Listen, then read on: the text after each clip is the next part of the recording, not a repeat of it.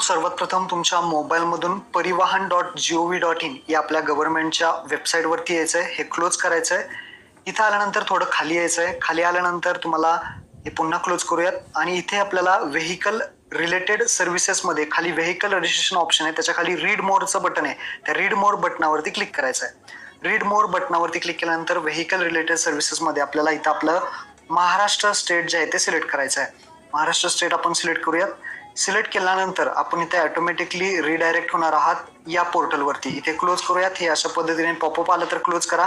इथं आल्यानंतर आपल्याला इथे काही टाकायचं नाही, फक्त आपलं जे काही तुमच्या गाडीचं आरटीओ जे असेल ते आरटीओ फक्त तुमचं इथे सिलेक्ट करायचं आहे. आता माझं आहे पुणे, तर मी इथे सिलेक्ट करतो पुणे. तुमचं जे काही आरटीओ आहे ते सिलेक्ट करा. हे बॉक्स आहे त्यावरती टिक करून प्रोसीड बटनावरती क्लिक करा. प्रोसीड बटनावरती क्लिक केल्यानंतर पुन्हा एकदा प्रोसीड बटन दिसेल, त्यावरती क्लिक करा. प्रोसीड बटनावरती पुन्हा क्लिक केल्यानंतर ऑनलाईन सर्व्हिसेस, भरपूर अशा सर्व्हिसेस तुम्हाला इथे दिसतील.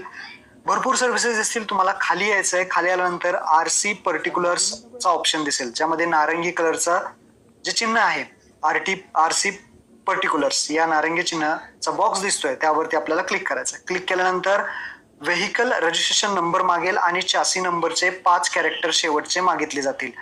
लक्षात ठेवा, गाडी नंबर पहिल्यांदा टाकायचा आहे. दुसरा आहे चॅसी नंबर. चॅसी नंबर टाकायचा आहे लास्ट 5 कॅरेक्टर. चॅसी नंबरचे शेवटचे 5 कॅरेक्टर टाकायचे. चॅसी नंबर तुमच्याकडे नसेल तर गाडीच्या खाली जो आहे तो चॅसी नंबर तुम्ही चेक करा, त्याचे लास्ट 5 कॅरेक्टर्स टाका. जर ते पण तुम्हाला सापडत नसेल तर एखादा फिटर बघा, जो काही मेकॅनिकल वाला असेल, गाडी नीट करणारा, त्याच्याकडे जाऊन चॅसी नंबर काढून घ्या आणि त्याचे 5 कॅरेक्टर शेवटचे इथे टाका आणि व्हेरीफाय डिटेल्स वरती क्लिक करा. व्हेरीफाय डिटेल्स वरती क्लिक केल्यानंतर तुम्हाला ऑथेंटिकेट करायचं आहे. मोबाईल नंबर, ओटीपी किंवा log in Aadhaar. Log in आधारने सुद्धा करू शकता किंवा युझिंग मोबाईल ओटीपी. मी मोबाईल ओटीपीने करतो.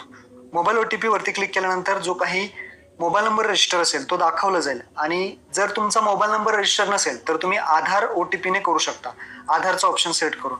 आणि जर मोबाईलनेच करायचं असेल तर ऑनलाईन सर्व्हिसेसमध्ये तुम्हाला मोबाईल नंबर अगोदर अपडेट करावा लागेल. आता इथे अगोदर ज्यांचा नंबर लिंक आहे त्याचे शेवटचे 4 अंक दाखवले जातील. नाहीतर तुम्ही सर्व्हिसेसमध्ये जाऊन मोबाईल नंबर अपडेट करू शकता. मोबाईल नंबर अपडेट करू शकता.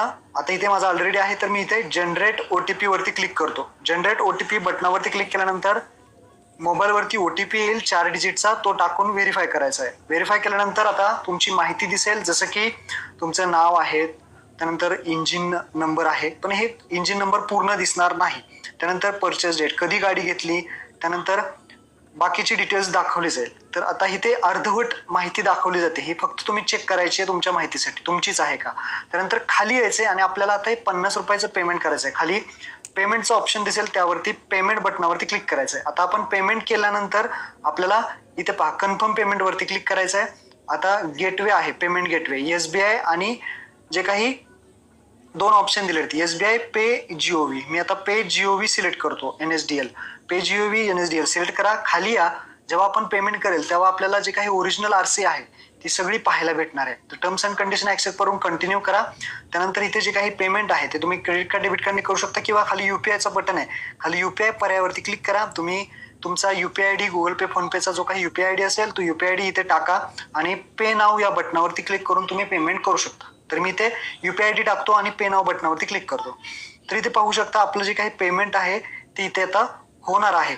पेमेंट इथे पहा, रिक्वेस्ट आली आहे, आपण फोन पे मध्ये रिक्वेस्ट आली आहे, आपण रिक्वेस्ट ऍक्सेप्ट करून इथे पेमेंट जे आहे ते केलेलं आहे. पेमेंट केल्यानंतर पुन्हा पाठीमागे येऊयात. पाठीमागे आल्यानंतर तुम्ही पाहू शकता आपली आरसी इथे जनरेट झालेली तुम्हाला दिसेल. ही पावती तुमच्या समोर येईल. ही पावती इथे हे कट करायचं, हे रिव्ह्यू देण्यासाठी विचारलंय, हे कट करूयात. इथे पहा आपली पावती आहे.